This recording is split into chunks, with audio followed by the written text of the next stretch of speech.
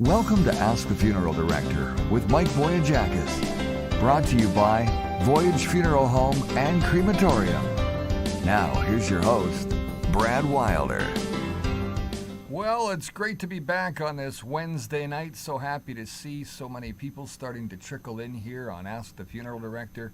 We've got a great show lined up for you tonight, and we're going to discuss some things that, well, you might not have heard of. One of them being aquamation, and the other one being green burials. So what's a green burial? What's aquamation? And a rally coming up that hopefully will turn up Winnipeg residents because, well, there's concern for your safety. So it's all coming up along with our questions and answers right here on Ask the Funeral Director, coming up.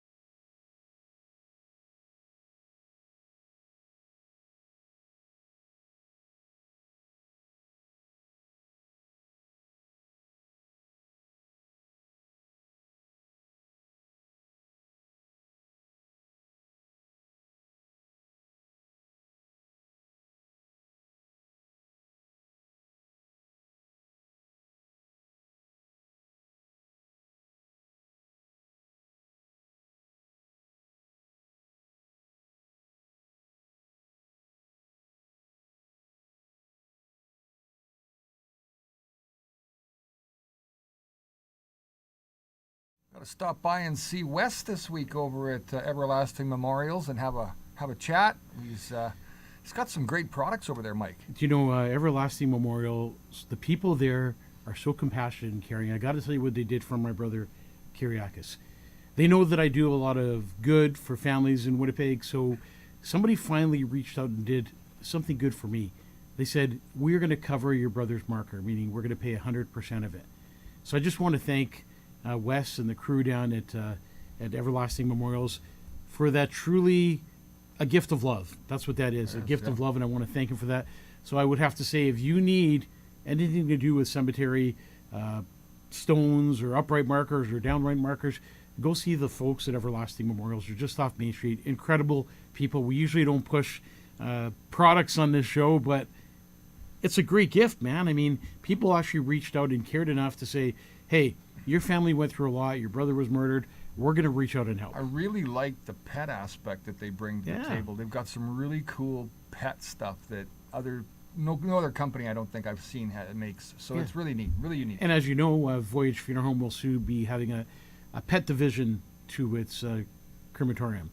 So soon you'll be able to phone us and say, hey, one of our family members died, our pet, and your animal is your pet. Absolutely. Is your family member, right? Yeah. And my mom just lost another one of her puppies, Zorro. Little Zorro. Yeah. Zorro was gone. So what a terrible amount of losses my mom's had. My dad, my brother, her two dogs. Bella, and now Zorro. So yeah, Zorro's gone. But anyways, it's like a family. Still got you, pal.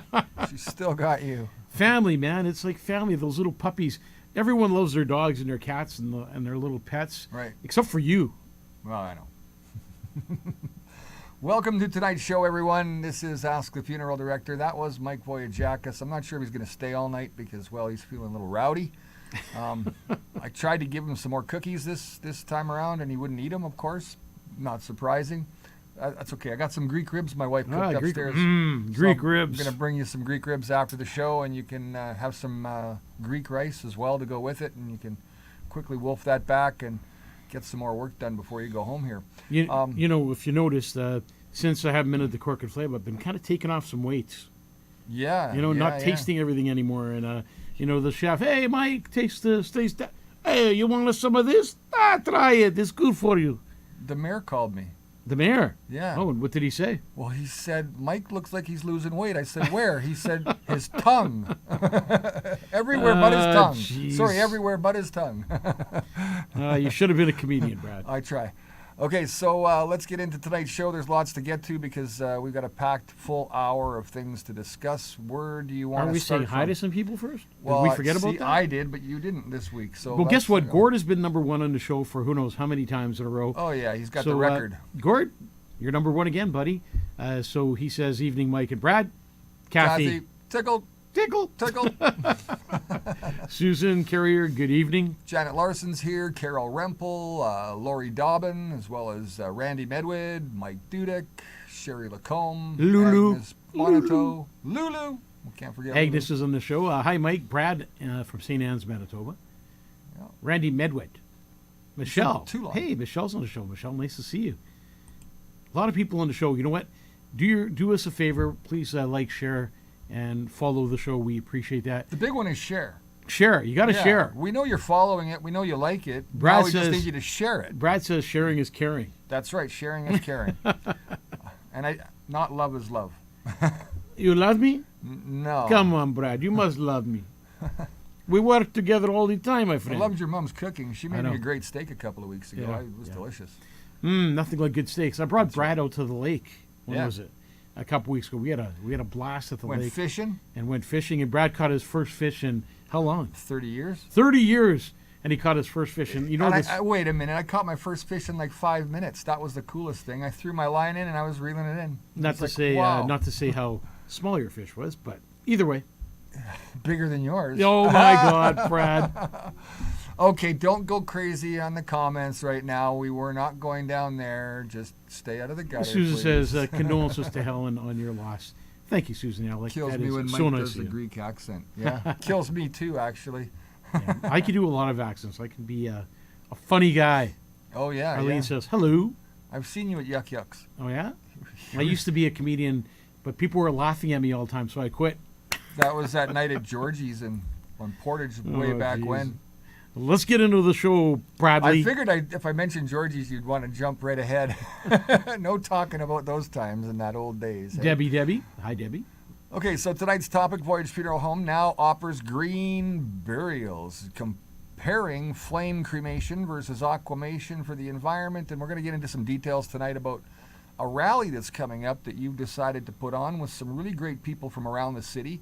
And this rally is really meant to try to generate, obviously, lots of people from the city joining us because it really does come down to people's safety. So we'll talk a little bit about that tonight as well. So that's all coming up in just a couple of minutes. But you had something you wanted to mention before we got into the show. Oh, it was about everlasting memorials. Oh, was it? Okay. And then there's a couple other stories I want to share, and some personal reasons why I'm standing up for the firefighter, paramedics, and we're going to talk about some of those reasons, and we're going to talk about the rally and why we're doing it and when we're going to do it, and hopefully you're going to come out and meet us and join us and support a real. That's right. I mean, your life depends on it. That's all I got to say about that. Okay. So that's dealt with and done. So do we want to move into Let's talk about green burials? Green Well, burials. yeah. So okay, I don't understand. What's a green burial? That's number one. You're offering them now, but you didn't offer them before. And are you gonna make me go naked in a box and just get buried or what? That's as green as it gets. Not that I want to see you naked. Well, I'm but, sure you But don't. that's as green as it gets. So I want to tell you about what happens during green burials. Are very clean for the environment. A lot of people are being environmentally friendly now. Most natural way? Yeah, no embalming, no fluids, no metal, no caskets, no concrete vaults. A body's placed in a biodegradable shroud or a casket. Resting place blends with nature and natural grasses and Yeah. wild flowers and mineral disturbance. So it's a really good place. The family chooses it for simplicity and spirituality and the environmental reasons. That's right. So those are the reasons people are doing green burials. And people have been asking for green burials for a long, long time. And we just didn't do green burials. And people say, well, you're not doing green burials because it's not financially feasible for you.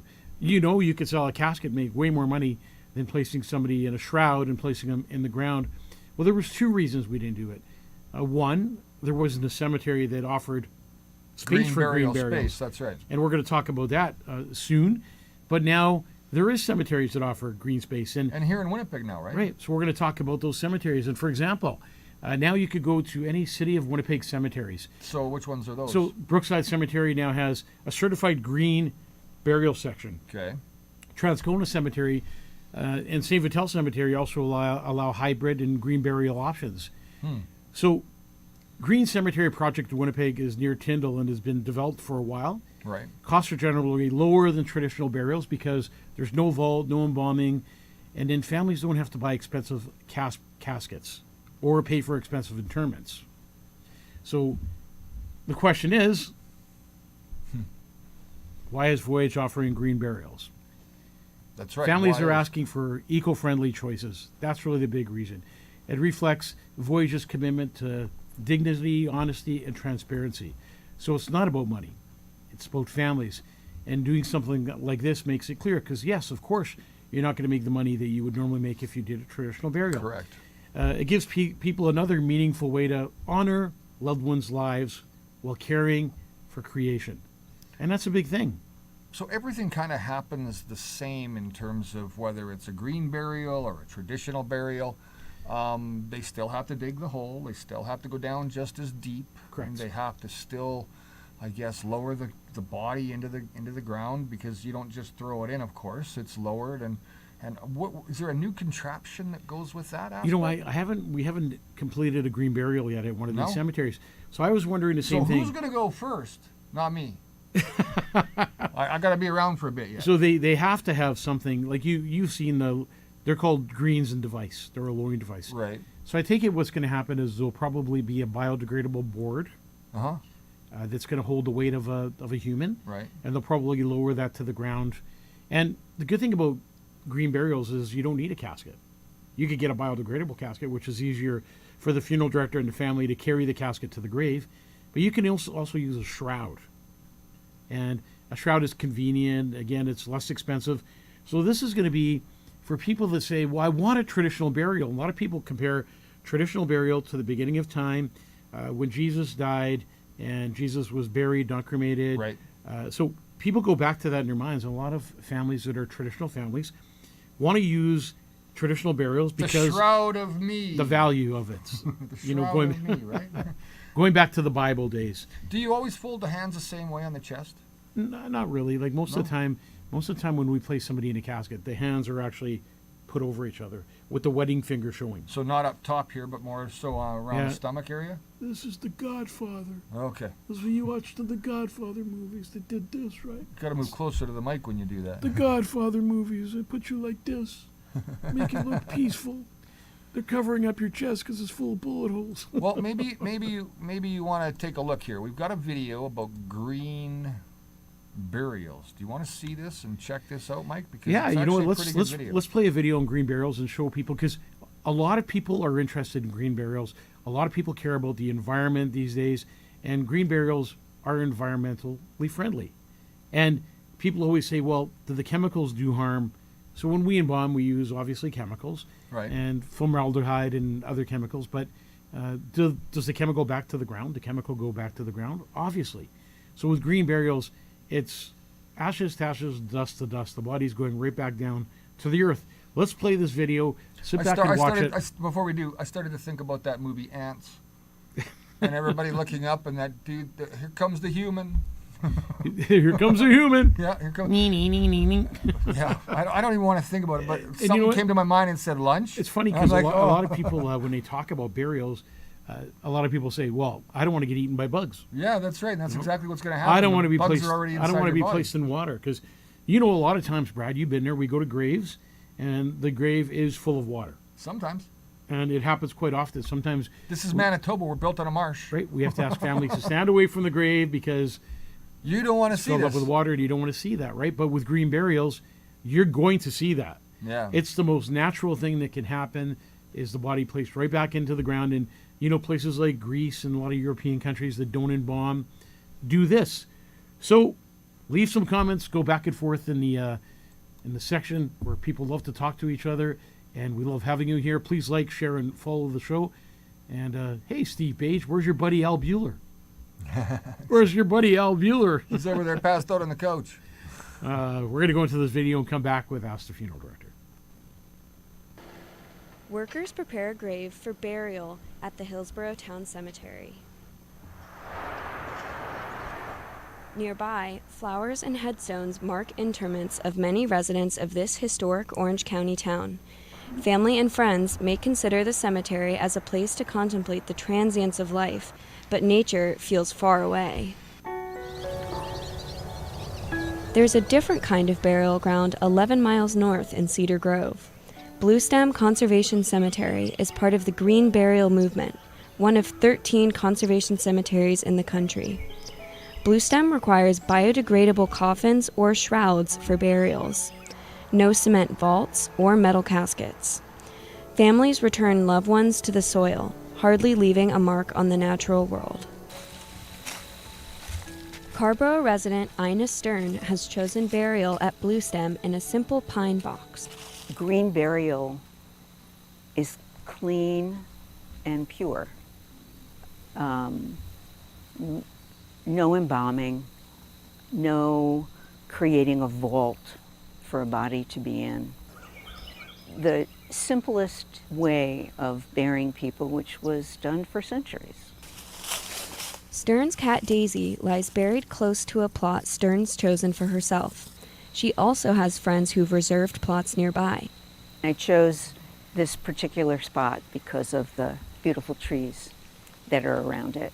It's different every time of the year, and I'm kind of nestled into the woods, which I also really like. Burial fees fund restoration of natural ecosystems. Native wildflowers like cosmos and native grasses like bluestem, for which the cemetery is named. Co-directors Heidi Hannipol and Jeff Maston opened the cemetery in 2022. They planted more than 1,000 pounds of wildflower seeds and grasses native to North Carolina on 87 acres of former farmland. Native plants nourish the soil and create a resilient landscape. We really wanted to create something different. And we deal with death every day in the conservation world. And so we wondered, how could we marry conservation with end of life?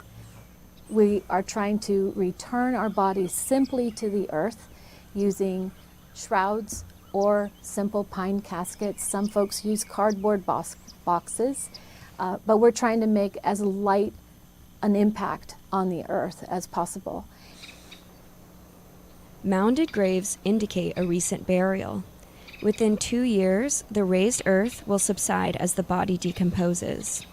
Ground-level flagstones memorialize the departed. Everywhere on the grounds, Bluestem aims to protect the environment. Important because the cemetery sits at the top of the Noose and Roanoke watersheds. Near the cemetery's office, volunteers dig ditches to divert water to a nearby meadow. And when you walk out here, you feel the quiet and this big blue sky on a beautiful day like today. You hear the birds, you feel the wind. And what we want people to find out here is a sense of calm and peacefulness and rest. Bluestem Cemetery is open to the public every day from dawn to dusk. People can pay their respects, birdwatch, or walk along paths surrounded by trees, flowers, and native grasses. Bluestem isn't the only sustainable option in the area. Enswell Funeral Home offers water cremation, or alkaline hydrolysis, that uses heat, water, and alkaline chemicals to speed up natural decomposition. The process is also known as aquamation. Sure is, and that's kind of where we're at this point in time, Mike. We're going to get into, what's better for the environment, because there's a lot of options. You've talked about green burials now, and then we've also got cremation, which you participate in daily. And then there's aquamation, which is really kind of freaky, dude. I don't know what to say about it, except I don't want to do that, because that sounds, it's going to a place at the end of it all, and I'm going, what's going on? Well, we're going to talk about both here, and then you be the judge. because that's really what it comes down to. Is the Well, I'm families. already judging, man. I So- saw the tube. It looked like a tube from the old days, the 70s, the 60s. I myself- What are those tubes called? The capsules. Oh, the tuberculosis tube. tuberculosis tube. You know, like. personally myself, I'm not a fan of accumation. No? No, it's not something that I would do or I would recommend. And I'll talk about the two, and Sure. people can make their own choice. Bottom line is, when a loved one dies, you need to have choices, and now you do. You have, traditional burial, which is an earth burial. You have cremation. You have accumation. Now you have green burials.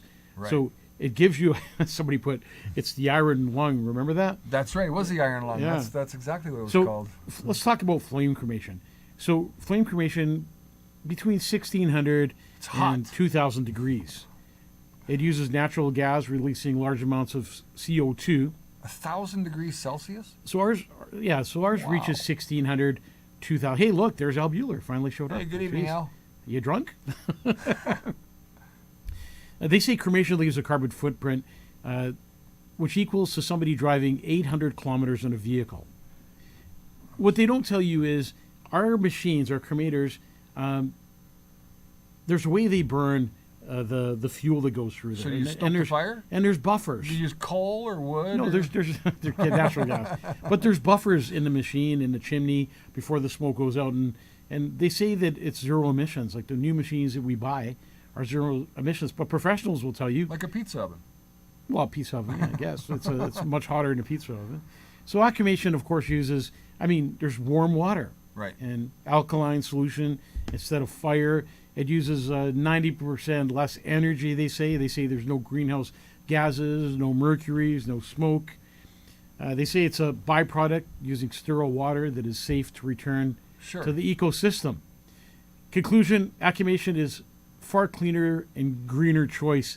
They say, but Yeah, there's a bad side to But- it. I found this out the hard way. I looked it up and I went, actually, you know what? I asked on this video that we're about to watch, I made a comment. I said, so where does everything go and get put after this? Are you giving me a bag of water? No, you're not getting a bag of water at the end of it all. You're going down the drain. yeah. So what they'll sell you is they'll tell you End that up in the red or the Assiniboine? Which one is it? Do I get to pick? Is that something you offer yet? Yeah, no kidding. They tell you that accumation is the water byproduct is completely sterile. It Sure contains it only is. natural nutrients, Oh, yeah, amino you acids, betcha. salts, sugars, safe for the municipal Nothing water to system. worry That's what they about tell you. there. Nothing harmful. It's part of a natural cycle, just accelerated and controlled. So let me tell you what happens, just so you know. So what happens is when you're doing accumation, once everything is gone from the body, what happens? Where do they put all that liquid? Where do they put the organs? Don't forget, during cremation, the organs are all ignited into fire and evaporate, right? I hope you can swim. And accumation, next time you're fishing, at the Red River or wherever you're water skiing, everything is flushed down a toilet. Good news is the leeches won't get you. Everything is flushed down the toilet and it goes into Straight the system. into the city. And these people that are selling You're part of accumation, Winnipeg at that point. you're a That's cleaner pretty- part of you're- Winnipeg. You're a part of Winnipeg at that moment. That's So right. I don't know what your opinion is, but I like the fact that accumation is not what I want. I like cremation because it's fast, it's efficient. We do a cremation within an hour, and the family gets the remains back. So even when you're doing accumation, Mm-hmm. what remains afterwards are the bones of the human body, right? So you still So give them a bag of bones? you still got a bag of bones. Well, I don't mean it like that, but You still got to go through the process of taking the bones, cremated remains. What do you call them? Water remains. I would assume. And you got to take them to a processor, and you got to process them like you would in cremation. So the bottom line is, why go accumation when you could go with cremation? I'm going to and- heat it up and go like this in the winter. Oh, jeez. Abel's on the show tonight. Abel's only been here for the second time. I This got to is- tell you something. Thanks, Abel, for I've joining known us. Abel for a long, long time, and Abel shared a story with me. And I'd like to have Abel on the show. Actually, he's running for the city councilor in the Okay. Elmwood area where Voyage Funeral Home is located, and Abel's a really down to earth guy. Mm-hmm. And I met him years and years ago when Abel was a bit of a troublemaker. Oh, And somebody brought him to Rocho Sound when I used to own Rocho Sound back in the days. I used to work there. Yeah. Do I know him? Do I know you, Abel? Probably not. But Probably but not. we got Abel off the streets. He's the guy that replaced me when you fired my ass. Abel came off the streets, and he came into Roadshow and probably learned the value of work. You know, with one of his friends, Anybody who Dave works Corby. anybody who works with you learns the value of work, Mike. So it's good to see. In you know, for those of you who don't know, in the future I'll be running for mayor in the city of Winnipeg, and I'd like to have a great council with me when I do run for mayor. It all comes down to a good team. And I do win, by the way. Good team. You need a good team with you, and you need guys who have compassion, care, and dignity, and have lived life at the hardest, where they realize what people are going through. Because the average citizen is struggling, and if City Hall doesn't change the way we do things, we continue to make people struggle even more, where they're having a hard time putting food on their table. It's not about I anymore. It's going to be about we, right? That's right. Arlene says, Mike, you owned Roadshow Sound. Yes. My first career job was a DJ. And I worked at Q94 FM, live on air. And I Me worked too. at Q94 FM, Winnipeg's Light Rock Choice. It was that. And then I worked at 92 City FM. Remember the guy that was down the hall? We used to talk to him. 92 City FM, Winnipeg's home of rock and roll. Then I realized that radio wasn't. By the way, Brad comes from it was CFRW, 13 CFR. Yeah, CFRW, man. you worked at CFRW? No, I worked at Q94, which was in the same building as CFRW. Yeah, CFRW was there too. Shows how old we are. We go way back to that. So, anyways, I decided that radio wasn't for me. You're old. And and then I decided that I was going to be a DJ, and that's what I did. I worked as a DJ for. I started Midnight Sound years ago. And then I opened up Roadshow Sound. We had over 100 employees working for us. And we did over 50 weddings a night. 5-0. Huge. Anyway, get back to Ask the Funeral Director. So somebody said, what do you do with the bones? That's right. What do you do with the bones? So what happens is we take the bones out of the cremator. We sweep them out with a broom, let's just say. And we put them in a tray. That tray goes over to a processor. Mm-hmm. And then what you do is you go through the bones of the human body, and so cremation is the bone structure of the human body. Skull too? Everything. So we could see everything, and if you know your anatomy well, you'll know exactly what you're putting through the processor. So remove anything that's going to jam the machine and metal parts. At no point is there ever anything left on these bones at the end, is Absolutely there? not. They're completely. So that's what you get. Cremated remains are exactly that, and they're the bone structure of the human body. I'm just going to answer a couple questions just here. Just like if a cow burned, right? So Wayne Alec, who works at the funeral home now, was also a DJ for me. Oh, was he? Yeah. Oh, wow. And Abel says, hey, remember the boombox? So at one time when I owned Roadshow Sound, we put together a boombox. It was a 1-ton truck we got, and we converted it into a boombox, meaning we put speakers on the side, we built amps in it, and we did the Winnipeg Blue Bomber games out of this boom truck. It was called the boombox, the Roadshow boombox. And then we also did all the Winnipeg Jets games for all the music at the Jets games. So yeah, going back there. Awesome. Did we get right off topic tonight when we're answering questions? I don't think so. So the choice is yours, whether it's accumation or cremation. We're going to show you a quick video of what accumation looks like, and then we'll come back and read some more of your comments. Don't forget to like, share, and follow the show. Ask the Funeral Director, your favorite funeral director, of course, Mike Voyajakis. And favorite host, Brad Wilder.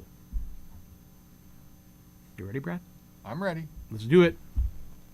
The simplest way to explain it is instead of using fire to burn the body and create ashes, the body is gently broken down using water.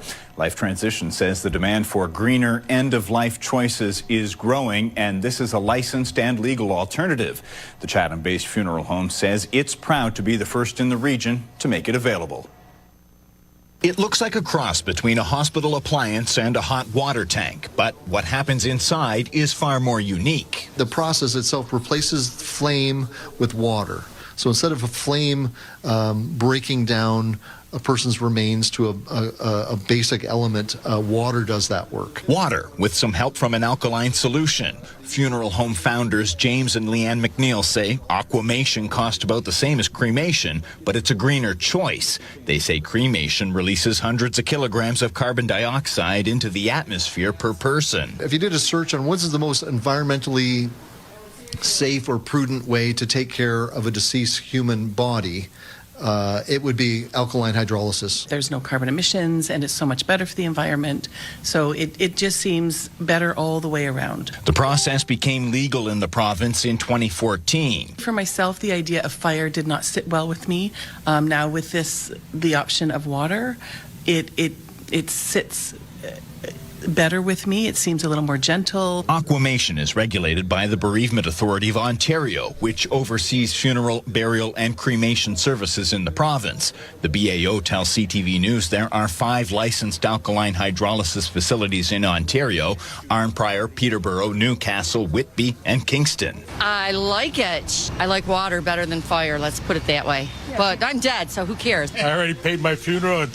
I want to go in a casket. In my opinion, they're dead. Whatever way works for them, works for them. If they want to go, I guess, the old school way with normal cremation, go normal cremation. If, they want to do the new high-tech way, by all means, suit themselves, right? The McNeils say they've already had several families show interest, but they won't be operational until the end of July. There's never, in Chatham, Kent, there's never once been a crematorium. So we've thought, let's change that, and we're actually going to jump over traditional cremation and move right to what we believe is the future with the water. This will be the 6th one in the province and the first one in this region. Culturally, we've been moving away from full burial. While Life Transitions is the first funeral home in southwestern Ontario to offer aquamation, there is another one close behind. A funeral home in Sarnia is in the process of setting up similar technology. The McNeils say they expect more funeral homes across the province will soon follow suit.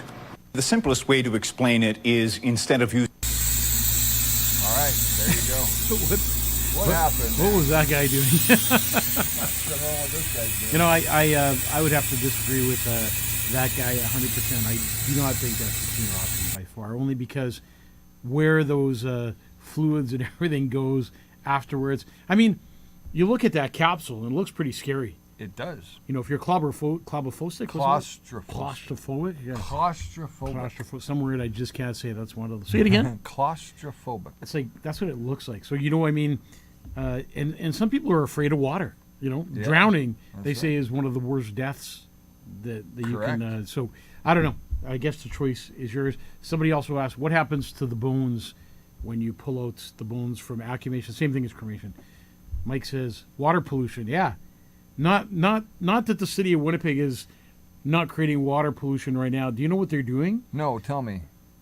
Billions and billions of gallons of water, and I'm not talking about the water you drink, are going into the river right now as they're rebuilding that water plant. Really? That's not good, is it? Not good at all. There's something coming up, I guess. And Mike, it's a personal issue to you because of what went on with your brother's death. But it's coming up here real quick, and we're going to pull up the poster in just a second here for you. And we'll show everybody what this is about. And, I got to say this because it's important before we get into this. We've been to a lot of rallies. Yeah. We've been to a lot of rallies. We've hosted rallies. Of course. And we've spoke at rallies. We've hung out at rallies. We've participated. We've basically done it all. Okay? And that being said, there's times when it goes nowhere, and then there's times when it goes somewhere. Charlie Kirk's was a big one. Charlie Kirk had a lot of people standing outside the ledge that day. We've done other ones in the past. There was that one that we did for freedom, obviously, right? And that one went over pretty good. We had a pretty big crowd at that one. Rallies, they kind of fall off, and I'm not sure exactly, sometimes it doesn't come together. Why? You see the same 20 people, the same 50 people. I think it's it's never 2,000 or 3,000 like you need Charlie to Kirk. promote a rally properly, and it's got to be for the right reason, and that's the reason it touches people's hearts. So this is really where it's going to take Charlie people's Kirk. help. Charlie Kirk touched a lot of people's hearts. Yeah. The Christian part behind it, what he stood for, why he died, and it touched people's hearts. We wouldn't even do that for our own Canadians, though, and that's the strange thing about this that I found very odd. That the way he was murdered, it's a sad story all the way around, and I'm not. I think people wanted to grieve. I think people wanted to grieve, and they wanted closure. And Charlie Kirk was the average person on the street who wants to make change. And every person says, I'm Charlie Kirk. I'm the guy that wants to make change. That's right. But he stood out and he made change and he made a difference. And people say that he did it in a negative way. And I don't think so at all. He answered the question, but you didn't like the answer to his question. That was the problem. And that's the problem with when somebody's talking to you and you don't like something that they're saying, right away you put them down because it's not what you want to hear. But it should become a debate is what it should be. You should each have the chance to explain your opinions. And Charlie tried to do that in every conversation that he had. He gave everybody a chance to speak. He even invited him up from the back row and said, you got something to say, you come up here to the front and you talk to me. And he didn't interrupt people. He didn't. He let them say what he wanted, and then he kind of set them straight, whether it was verses from the Bible, whether it was common sense. He talked common sense. That's right. And people didn't like that. They didn't like a common sense answer that made sense even to the person that was asking the question. So Charlie Kirk touched a lot of people's lives, his life and his death. And to see that person murdered, assassinated in front of his wife and kids, that touched a lot of people's hearts too. And what's close to my heart and why I want to do what I want to do for the fire paramedics is a lot of reasons. This is not political. As a matter of fact, no, this is about safety. This and is about safety and security. Winnipeggers. I can't even run for mayor until May. I can't even say I'm running, or publicize the fact that I'm going to run for mayor tomorrow. Right. I could say I want to, I could say what I would do, but I can't come out and say vote for my, because. So this is something that I'm doing from my heart. I want to share a story with you. First of all, hey Josh, how you doing? Josh is on the show. I almost had Josh come on the show tonight. Almost. This much away. He'll be soon. So a long time ago, maybe it was 25 years ago, somewhere around there, 30 years ago, my dad had a heart attack. And when he was lying on the floor, the paramedics came out. The fire department actually came out. And my dad was kind of pronounced dead on the spot, but this one firefighter wouldn't give up. He just wouldn't give up. He kept trying to resuscitate my dad over and over again as my mom was crying and the firefighters were all talking amongst each other saying, unfortunately, they couldn't save my dad. But that one firefighter brought my dad back to life. Mm-hmm. He brought my dad back to life because he worked so hard and he was good at what he did and he didn't give up because he cared. And he saw a wife crying and he saw kids in the background not being able to do anything. And the story about that puts everything together is his daughter used to work for me at Roadshow Sound. Oh, wow. And we didn't put the connection together. And unfortunately, this gentleman passed away and I did his funeral service. But that firefighter made a difference. And he saved my dad and gave my dad 20 years of life. And what year was that? Oh, I don't remember. It was a long time ago. Okay, so a long time ago, they had the resources, they had all the tools of the trade, and that's why this rally's coming up, because they're short on a lot of stuff, right? So they say there's things that are going on behind the scenes that Winnipeggers don't know about, right? They say the average firefighter shift starts 65 firefighters short. Really? So why did this matter? I'm going to share another story with you of what happened to my family and my father-in-law this week, actually, and it was in the news. So my father-in-law was out on the lawn and he was doing whatever, he was 93 years old, he was doing whatever he was doing on the lawn, and he fell and he shattered his hip. So it was this older gentleman that worked so hard, he worked 3 jobs, he paid taxes, he raised a family, he was a citizen of the city that made a difference. We called an ambulance, not me, but the family called an ambulance, and the ambulance right off the top assessed the situation without sending anyone out. And they said, we'll have somebody there in 3 hours. Mm-hmm. Don't give him any water. Don't give him any food. Right. So my father-in-law sat, on the lawn for 3 hours. And in 3 hours, they got a call from 911 saying, it's going to be an additional 3 hours. Holy, that's too long, man. What the heck? So this poor 93-year-old guy is screaming in pain. He's got a shattered hip. His family's sitting there watching him in agonizing pain. There's nothing they could do. He's asking for help. He can't have any water. It's a hot day outside. And finally, 6 hours later, an ambulance shows up. That's unacceptable. What did they do then? They took him to the hospital. Mm-hmm. And, then my father-in-law was, evaluated. after he waited another 3 hours in the hospital. So that's 9 hours in total. This poor guy had to put up with a shattered hip and the pain that you go through. No pain medication, no water in the hot sun, and I think that's really unfair. And I've seen seniors left waiting helplessly, families in distress. Our community is losing lives, not because of lack of caring, but because the system is broken. That's right. The system and procedures of the fire paramedics is broken. It's not the firefighters themselves. It's No. not the paramedics themselves. It's not the police. It's the system. And firefighters and paramedics are overwhelmed, and they're suffering burnout and mental health struggles and issues with. So a firefighter and paramedic's job is to go there and save a life. Yep. To tell a family member, your loved one will be okay. We're taking care of them. But it's turned a different eye. And now firefighters and paramedics are walking into homes and saying, I'm sorry, your loved one is gone. And that's heartbreaking. It's unacceptable to phone 911 and get an answering machine. An answering machine when you phone 911.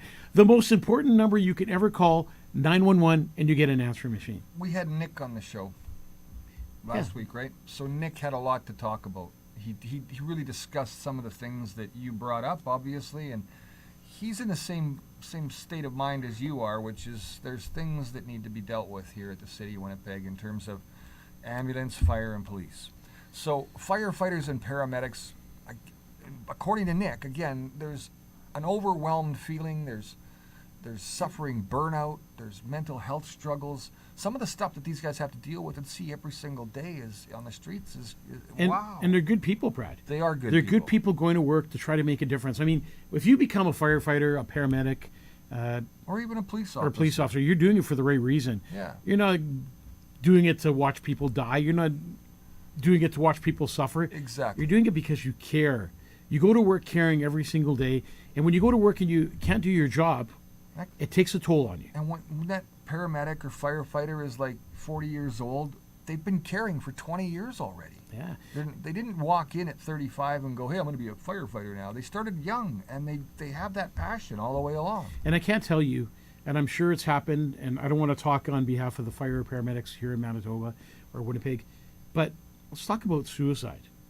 You know, when the toll becomes too much for you to handle, when you go out to do your job every day of the week and you know that your job is not being completed, you go home and you lay on your pillow and you think about the call you went on, and you think about how you didn't help, how you couldn't help because you didn't have the proper resources. I want to talk about my brother Kyriakis, and I know I've talked about him a lot, but everything that I'm doing from my heart, I'm doing in memory of my loving little brother Kyriakis, who was murdered on the streets. But let's talk about him, and we talked about him with Nick. 25 minutes lying on that street with no ambulance in sight. I watched the video of what happened to my brother, and I don't get anxiety very much. But every second it was going by, it was just building up anxiety in my body every second, every minute. And finally, 25 minutes later, an ambulance shows up. Too late. But you always scratch your head and you say, could have that ambulance saved my brother's life? Could have the paramedics or fire department saved my brother's life? And then we talk about other things that we talked about with Nick, about not being able to have a paramedic on site or a firefighter unless a police officer is there first. That's right. For public safety. The system is broken and it needs to change. And I know when I run for mayor in the city, I have some impeccable ideas that are going to change the firefighter, paramedics forever. I guarantee you that. I'm doing what I'm doing because I care. We're putting on this rally in front of City Hall on October 11th. October 11th. Are you ready to release the poster now? Yeah, let's see the poster. Should we show them? So October 11th, and we want you to be a part of this. This isn't your normal rally. This is about October 11th, 2025. It's a 911 emergency. And when I say that, it truly is an emergency. The fire paramedics have been begging Scott Gillingham and the council at City Hall to help. That's right. To hire more people. Do you know that when they start a shift, sometimes there's 2 fire trucks or 1 fire truck that cannot be used because they don't have the staff to run them. So as your house is burning down and the fire truck can't get to your house or an ambulance, a lot of people, and I deal with a lot of elderly people because what I do for a living, and I can tell you that a lot of people have died in the city of Winnipeg because 911 has not shown up. And that's where the stress comes in, and that's when the fire, the paramedics, and the police have to deal with this on a daily basis. And then they have to go home to a kid, the same age as the one they lost because they couldn't make it there. Or, Brad, let's talk about you. You had a heart attack. I don't want to bring up anything negative, but you had a heart attack. And if a paramedic doesn't get you within 3 or 4 minutes, you're dead. I didn't even call. I'm just saying, you have just a small window for a paramedic or a firefighter to save your life, to resuscitate. We actually, I had to call 911. There was a situation that happened, and I had to make the call. And when I did, they were here within about 6 to 7 minutes, and that was pretty impressive because, it's not far. It's just across the way here, but it's still like it was quick. But that was that day. That was it. What happens on a busy Saturday night, for example? Scott Gillingham and the crew at City Hall have made some big mistakes, and there was. Nick talked about this, the 2-car crews, where, they would send 2 people out in a van or that was equipped with all the equipment they needed, and they would be able to go to a house like my father-in-law's and assess him and say, you know what, we can wait, we'll give you what you need, we'll take care of you, we'll take your pulse, we'll make sure you're okay. But they've taken that away. So the firefighters are not only overworked, they can't be at all the calls at all the time, and the paramedics. And that's why we're losing. And then we got another problem in the city that nobody's dealing with, and that's the fentanyl overdoses. And the mental illness that we're dealing with the city, and that's tying up a lot of paramedics at the same time, and firefighters. And how long do firefighters sit in the hospital waiting by that person? There's got to be a better system. Who's Nick? Nick is the president of he's the president of the firefighters UFFW. He's the man. So with that being said, at City Hall, the message is going to be clear on it. Your life depends on it. We need to sit and stand and back the police, the EMS, and firefighters of Winnipeg. We're the only city across Canada that's lacking staff, that's lacking equipment. We could have put under-equipped on there, right? Under-equipped, we could have put. So, this frustrates me to a point of no return. So Scott Gillingham and the crew at City Hall decide to spend, it's almost going to be $40 to $50 million on Portage and Main. Fine, open up Portage and Main if you think it should be opened up. But why wouldn't be taking care of the emergency of 911 first? Why would we not be making sure that these paramedics and police and firefighters have the necessities they need to save lives? Do we not matter? Scott Gillingham? Do we not matter? Does my mom and dad's, Brad's mom and dad budget for everything else in this city, but not that, huh? Are we doing this on purpose? Are we trying to eliminate lives? Is this more a part of the World Economic Forum than it is about caring? That's what happens when you get involved in the Winnipeg metropolitan region. That's exactly what it is. And Scott Gillingham sat on the board of the of. You're not included in their plans. You're not part of their big club. There's got to be a point where you get frustrated. Honestly, you got to share and follow the show. And the last show was watched by 4,000 or 5,000 people. Rather than help us out and please share it, like it, and do all that fun stuff for us. But October 11th. It's a Saturday. We made it a Saturday on purpose so you could show up. That's right. And we want to have tons and tons. We want to make this one of a Charlie Kirk rally. What time is that at? It's 1 o'clock in the afternoon, right in front of City Hall. And, unfortunately, hopefully there's no snow and it's nice and warm. So. It's not Halloween yet. That's right. So Scott Gillingham, to me, has made, for a guy that was an ex-pastor, and I usually don't talk ill of somebody. I just don't. But I'm really frustrated at what he's done with the city of Winnipeg, how he's handled different situations. Sure, there's some things the mayor has no control over. But as the mayor of the city, you do have control to talk to the levels of government and to make change and make sure that your money is spent wisely. Put people first. That's all that matters, is put families first. The average family can't put food on their table. Never mind the extra water bill, the extra taxes, extra everything else is going on, and everything they're taking away from us. Anyways, I could go on about this forever because it's really frustrating, and I hate to see people suffer, and I hate to see, The Liberals, NDP, and the Bloc Quebec Quad today made a decision in the past, whatever they passed, to make it so that prices on groceries would not come down. That's their doing. They voted that in today somehow. You know, we talk about the catch and release system. The catch and release system is completely out of control. It's causing chaos on our streets. It's causing the break-ins. It's causing the violence. It's causing the drug overdoses. The rapes. Those rapes have gone up in Ontario like skyrocketing. And here's the Liberal government not doing anything about the catch and release program. As a matter of fact, the PC leader went to Parliament last week and said, hey, he put a motion in forth so we could stop the catch and release program. And the Liberals denied it. They're doing this on purpose. They know they let all these criminals in, all this illegal immigration, and they're letting people come right in. And you know what? They're being unvetted. And okay, I should shut my mouth. And I'm going to tell you something else that I really want to happen.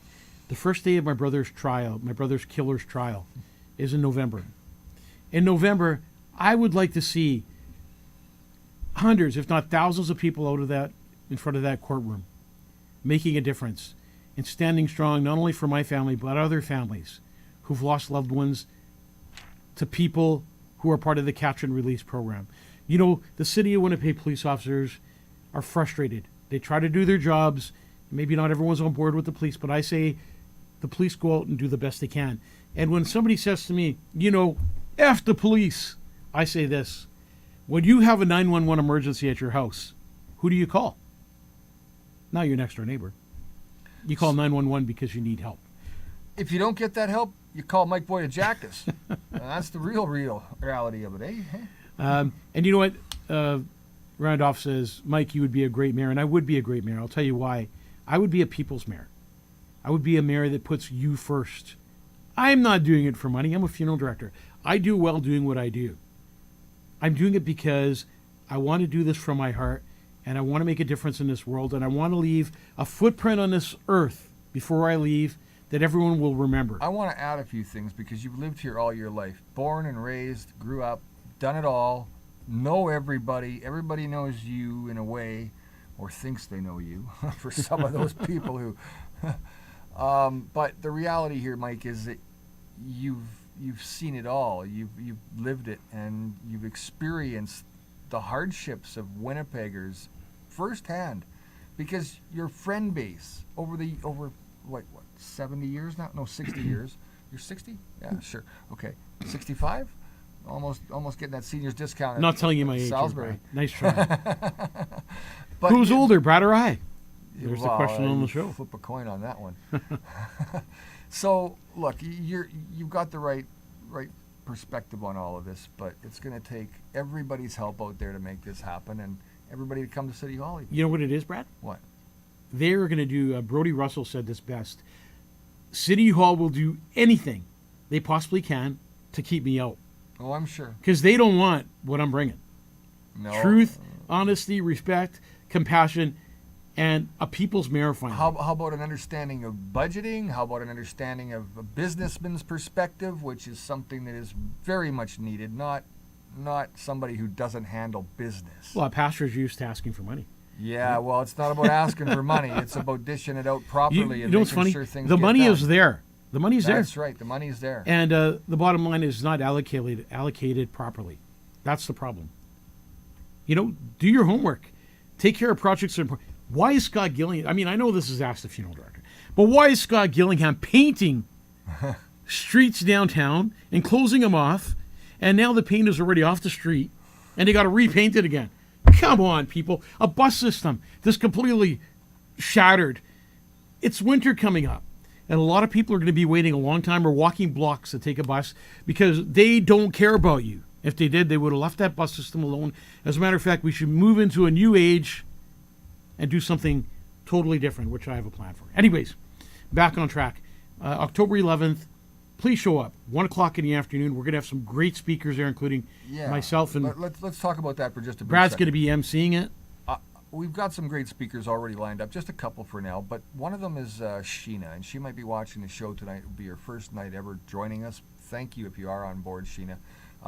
Sheena has quite the story, Mike, and it deals with a 911 call a couple of times that her husband didn't get the response that he was looking for, and unfortunately, he committed suicide, and it was a sad moment, and she wants to let the world know about her story and her situation. She's angry. She's, obviously concerned for more people's safety, because if this can happen to her and her family, this can happen to anybody's family. So, I know that she's somebody that we should really enjoy listening to, because her perspective is real. Yeah. And she's really lived this, and it's a sad situation that will break your heart, but at the same time, hopefully lift you up to say, this has to end. We can't have this for Winnipeggers. Every voice matters, and your voice matters. And I want to know if you know somebody who has a story, something that happened with 911. What's that? Spotify music. Are we on off air? No, we're not off air. We're good. If somebody knows somebody who's been through a 911 tragedy, What did you do? get them in touch with me. Are we gone? No, we're good. Yeah, We're good. I don't know what's going on. Keep going. So, yeah, that's all it is being there, caring, and backing up the firefighters, paramedics, the brave men and women that go to work every day to try and make a difference. So, we're going to go on to the next question. Brad's not going to ask it, but I will. What do you hope comes out of this rally, Brad? Accountability at City Hall and beyond. My co-host is not here anymore. More ambulances, shorter wait times, relief for first-time responders, real action, no more empty promises. This is about saving lives, nothing less. Brad's going to ask me a couple questions. We're almost at that 10 o'clock point. But, go ahead, Brad. How can people get involved? People get involved by showing up, by being there, by bringing signs, by standing up for the 911 system. That's basically about it. So let's talk about this final question of the night. And we'll wait for Brad to come back on the show. I'm back. I'm just trying to fix that one issue. This is a really interesting question. Yeah.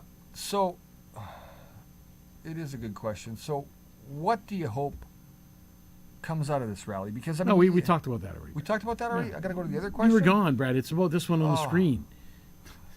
Okay, Mike, when Voyage picks up a loved one from a hospital, what kind of vehicle do you use? Why are we talking about vehicles? Well, I don't know. I guess somebody wants to know, when their loved one dies, how do you show up at the hospital? Where do you put the person? Where do you place them? So, do you know what I mean? You're driving around in a hearse all day? No, it's not a hearse. It's not? No. What is it? So we never go to hospitals in hearses. And I'll tell you why. There's people walking in and out of those hospitals. There's people facing death. There's families that are with their loved ones outside, maybe looking through a window, and then they see a hearse pulling up to a hospital. It's pretty depressing. Because a hearse, obviously, brings dead death. giveaway. It's a dead giveaway. Somebody's passed away. Oh, that was a pun. Bad one, too. So when we show up to a hospital, we show up in a Grand Caravan. And it's an unmarked, our Grand Caravan say Soccer Voyage. mom. Yeah. Our Grand Caravan say Voyage Funeral Home on them. But we could put 2 stretchers in a Grand Caravan. So that means we take 2 people into our care all the time, and then take 2 people either to the crematorium or to the morgue. So yeah, Grand Caravans. Next time you see a Grand Caravan, you got to go, If we were in Vancouver or, say, Toronto, does that give you a license to drive in the carpool lane? I'm not too sure. But you know what? It's discreet. It's professional. And it's a removal service most funeral homes provide across the globe instead of having the hearses. We were outside of the Pembina location today, and there was a bunch of, there was the guy in the stretcher services ambulance truck going by. It made me think of all this, yeah. Yeah. So that about brings this to an end. Another edition of Ask the Funeral Director. Did you just get a new car? A new car? Oh, we got a new What'd you limousine buy? for the funeral home. So when we pull up, it's going to be a state-of-the-art Cadillac. We're switching all our fleet back to Cadillacs again. We were using Mercedes-Benzes and stuff like that, but nothing like a Cadillac. No, nothing like a Cadillac. Nothing like a Cadillac. I can't wait to get the keys. A Cadillac, we're not going to let Brad drive. How fast does it go? He drives the hearse. How fast does it go? I'm not too sure. 0 to 60. Haven't driven I'm it about yet. to find the out. Another edition of Ask the Funeral Director. We'd like to thank you for joining us tonight. please share, follow, and like the show. God bless you and your families. Take care of yourselves and each other. Good night, everybody. See you again. Thanks, Brad.